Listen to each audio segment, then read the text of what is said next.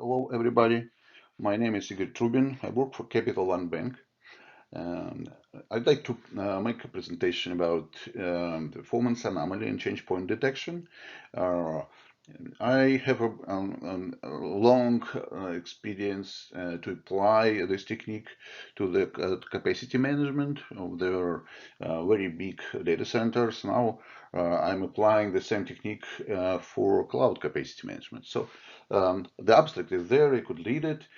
So let's go to the next slide. This part is about the classical way to detect anomalies using their statistical process control, basically, but it's been modified, and it was another approach based on that, which is MASF, which is multivariate adaptive statistical filtering. I have extended this approach and created my own methodology, which is called statistical exception and trend detections. And you could see some definition of it, basically the first step is to build the profile, like on a chart. You could see weekly profile, comparing the last most recent data with a reference set or baseline. You could see on the chart the black line, of course, it's just the most recent weekly data. In this case, it's hourly granularity, and the colored curves are some statistics and against the baseline. Usually, it's a 6 months or so, and how it's calculated. You could see it's upper control and a lower control limit, basically, plus and also average. This is very important because if you see the current data black curve exceeds some limits, it is exception or anomalies. And also the methodology calculates difference between the actual data and the limits, which called its exception value. This exception value, if you collect it over time in historical some data table, you could use it later to do the change point detection. Because if the exception value is big and lasts long, that means something's really different and some really changed happened in the past. And but it's got back to the zero. It means the pattern has changed. So that's the idea how to do change point detections. It's published in my papers. You could see the link here. But this profile could be built by some free tool I just recently developed. It's called Performalist. You can play with this and build your own weekly profile. Again, this is very good. The approach to do system capacity management, and I do it for years. It works fine, but it could be not enough for the modern data. Let's take a look at other opportunities. This slide shows there are two other parts of this presentation. The first one is catching normality with a neural net, which actually it's a modern way to do anomaly detection using their neural network. Second one is another interesting way to catch some anomalies, which is using entropy calculations. You could see briefly how it works in the definitions, part one and part two, but let's take a look at the first one. This slide is about how a neural network works in general. The best way to see how a neural network works is just to apply it to some real case, and this is just about it. This slide shows.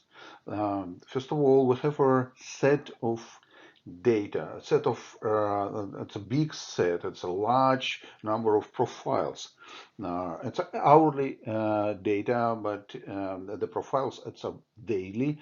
It's similar what actually sets my classical approach produces. But there are a lot of different type of profiles, but we need to find the kind of normal ones. And actually it's a CPU utilization data, and the OLTP typical a typical type of profile is just like shown in the right chart. It is a 24-hour profile, and you see it's a classical uh, uh, cowboy hat type of curve, including even some drop in the middle, which relates to the lunchtime. So each profile in the original data set is presented also in the table, but first we need to prepare some some learning data just to teach our model. I did it manually. I looked at visually at every profile in the data set and label by just digit one the profile which looks like OLTP. It could be different, but pretty close to the ideal one as shown on the picture. So in the table, you could see special column for that label, which is actually pattern. If it's 0, it means it doesn't look like OLTP, but if it's 1, it looks like or similar to OLTP profile. I wrote this R script to input data, and it was randomly split to the training and test sets. And the model shown below was built based on the training set. So it's our program at the left, and you could see I used the neural net function. It's a package. It's our package. It's known. Our package is available for everybody. So you see, it built, and actually I provided how many layers. So it's not very deep learning, but it has at least 3 layers, and the input is just a 24 hours utilization for each hour, and the end we could see is it a normal or not normal, LTP or not LTP. After training, I ran my program against the test data and to see how it worked. I got a very interesting result. You could see at the left the comparison, actual versus predicted. One is OLTP, 0 is not OLTP, and it reveals some two false negatives. One is it was manually marked as OLTP. Actually, I did it, but model or my program thinks it is not. Another one is it was manually marked as not OLTP, but model thinks it is. It's interesting, the competition or contest or program versus me. And I kind of lost. Looking closely to those mismatched profiles, I'm afraid the model is kind of right, but the manual decision was wrong. But the rest of recognition were pretty good. This is another example. The same program I applied against the different data, which is our business transaction data. And this is actually related to the previous data. Previous data was about CPU utilization of system, which actually used to provide these transactions. So you could see it's kind of typical it reflects their customer behavior. But anyway, I did this. I ran our program, and also previously I labeled the test learning test. Learning data set, and you could see the result. It's a not bad result, and it recognized well with little false negatives. And the accuracy estimation is also listed here. It's not too bad. How to use the result? We used it to correlate the business drivers with their resource consumption data, and actually it is described in the patent I listed here. It's our US patent we got. Let's take a look at even more complex situation. So far, both cases was about just binary recognition. Is it OLTP or not OLTP? Is it normal or it's abnormal? But It could be more complex situation, and you could see some model here to recognize, to separate OLTP versus non-OLTP, and also the third possibility is a flat or batch type of the profile batch type of pattern. But interesting, when I applied my program against this one, after some modification, the result was not very acceptable, having too many false negatives. How to improve? Yeah, just building a deeper model, just using a kind of deep learning approach, increasing the number of hidden layers. And I did, and actually the accuracy become much better. Conclusions. Applying the approach to daily profiles gives the ability to classify workloads and recognize the known patterns. That could be used to find some good and different kind of profiles. You might call it normality, or the detective or defective ones. Sorry, which would be abnormality or anomalies. It's about detecting imbalanced objects by using entropy calculations. And I'm going to use as an example AWS objects, like, for instance, ISG or auto-serving groups with some number of cluster nodes. The problem statement. How to detect anomalies for short-living objects or for the object with a very small amount of measurements. Compare them. That's in solution because it's only way to separate exceptional ones with anomalies for further investigation. And objects could be servers or customers, which if the measurements just started getting just monitored. It could be public cloud objects, just like I mentioned, EC2, SG, that naturally have very short lifespan. So there's no way to establish the baseline to compare recent data with the baseline like my classical approach is. So suggestion is to estimate the entropy of the object. What is entropy? You could read here, but basically object is normal if the entropy is low. If not, there is a possible disorder there, and someone needs to check what is going on with the object. So how to calculate this imbalanced? The formula is here.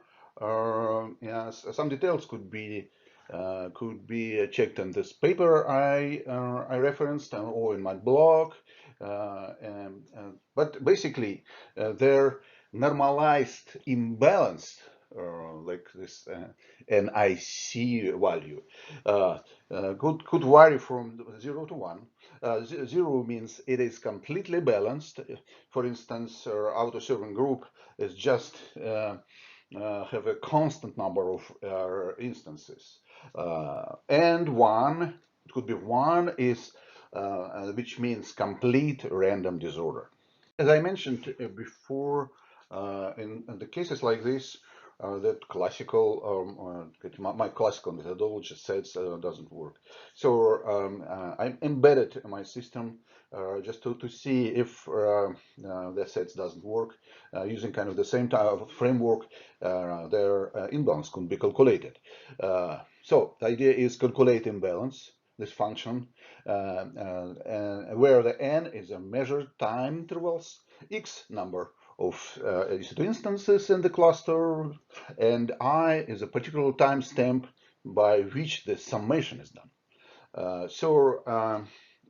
And even if the data is not very rich, could be a couple of days or 3-4 weeks,